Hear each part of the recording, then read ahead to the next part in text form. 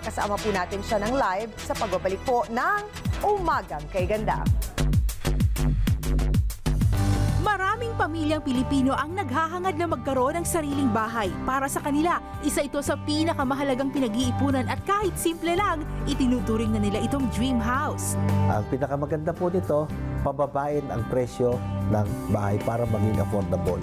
This vision can be attained kapag iminats natin to sa need ng Filipino families. And of course, kami ay nandun sa middle income segment of the market. Iyan naman po ang aming naging guiding policy. Na ang savings po ay maita-translate namin sa lower selling price. At napag-uusapan na rin lang naman ang mga bahay.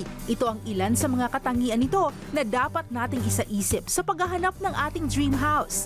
With the same standard of quality, sinisigurado po naming matibay, ay mababa po yung presyo, very accessible sa lahat.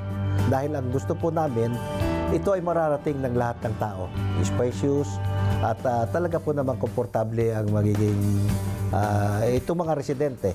24 hours po ay secured. Consistent po yung kanilang mga programa para ma-ensure na komportable at secured yung mga naninirahan within the building. Dekalidad, madaling puntahan, secured, komportable at higit sa lahat, abot kaya. Talagang mapapa-yes tayo dito.